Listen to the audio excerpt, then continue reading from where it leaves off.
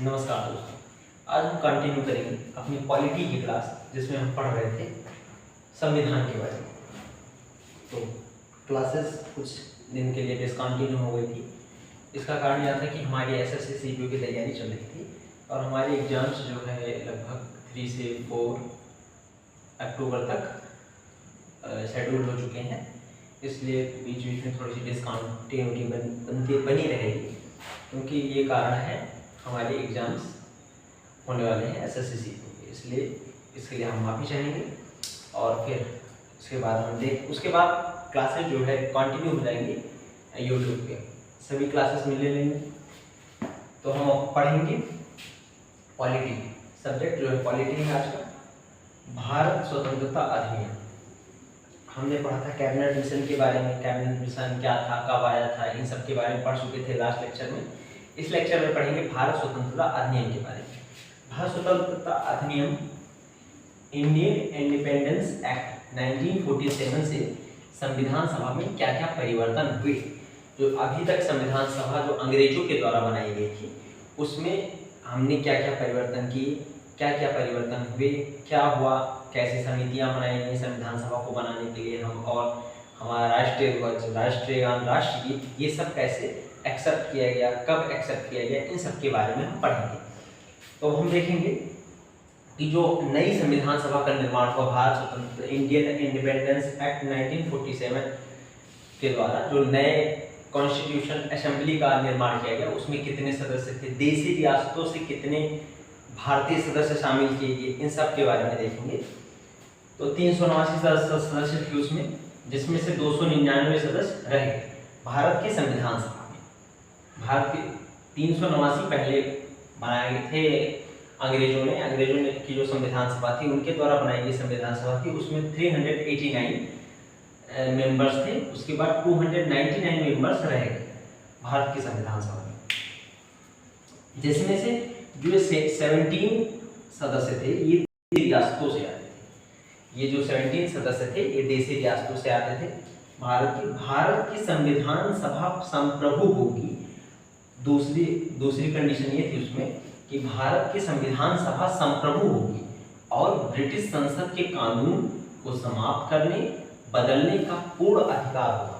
उन्होंने ये भी कहा कि जो भारत की संविधान सभा है वो संप्रभु होगी और जितने भी कानून ब्रिटिश सरकार के द्वारा या ब्रिटिश ईस्ट इंडिया कंपनी का शासनकाल तो समाप्त हो गया था, ब्रिटिश सरकार के द्वारा जो भी कानून, जो भी बदलाव किए जाएंगे, अगर संविधान सभा को लगता है कि वो हमारे लिए ठीक है तो वो एक्सेप्ट कर सकता है। लेकिन अगर उसे लगेगा कि इसमें भारतीयों के लिए कुछ न कुछ खराबी है या कुछ समझ ले कि भारतीयों के लिए अच्छा नहीं है, तो वो बदल सकती है, उसको अपने पास अधिकार होगा।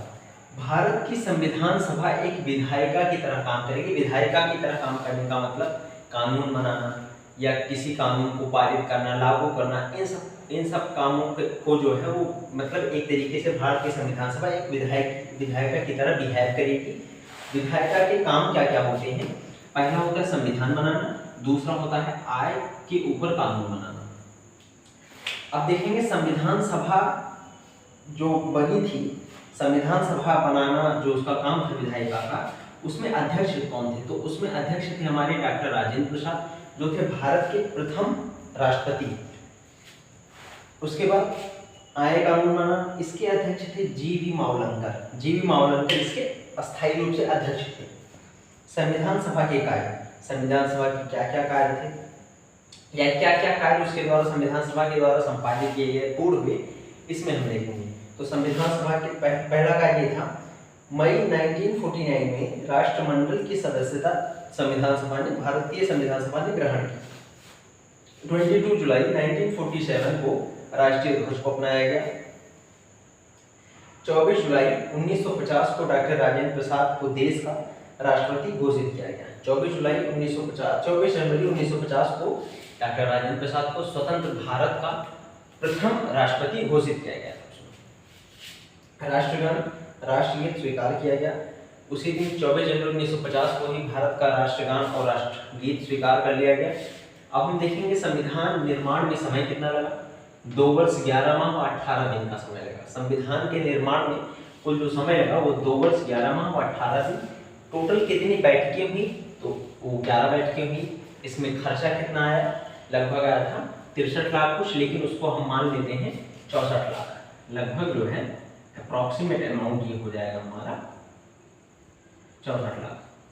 क्या क्या समितियां थी, जो जितनी भी इंपॉर्टेंट समितियां थी, ये बड़ी समितियां थी, बड़े लेवल की, तो इसको हमने लिख दिया है। छोटी समितियों को स्किप कर सकते हैं क्योंकि वो जो है एग्जाम से पूछे नहीं जाते। और जो ये नोट्स हम बना रहे हैं ये पेड कोर्सेज से बनाए गए नोट्स हैं, हमारे द्वारा जो बनाए गए हैं उन्हीं से हम ये लिख रहे हैं। अब ये नहीं बता सकते कि किस ऐप से या कहाँ से हमने बनाए, लेकिन ये पेड कोर्सेज के नोट्स हैं जो बिल्कुल आप किसी भी एग्जाम, किसी भी क्या सीजीएल लेवल तक का एग्जाम आप इसको दे सकते हैं पढ़ करके। समितियां, संघीय संविधान समिति जिसके थे पंडित जवाहरलाल नेहरू, संघ शक्ति समिति नेहरू जी थे इसके, प्रांतीय संविधान समिति सरदार वल्लभ भाई पटेल, नियम प्रक्रिया समिति डॉक्टर राजेंद्र प्रसाद, संचालन समिति डॉक्टर राजेंद्र प्रसाद, प्रारूप समिति के अध्यक्ष कौन थे, डॉक्टर भीमराव अम्बेडकर, देशी रियासतों से वार्ता संबंधी समिति पंडित जवाहरलाल नेहरू। इस प्रकार से हमारा ये वीडियो लेक्चर कंप्लीट होता हुआ। अब हम फिर मिलेंगे नेक्स्ट वीडियो में, तब तक के लिए धन्यवाद।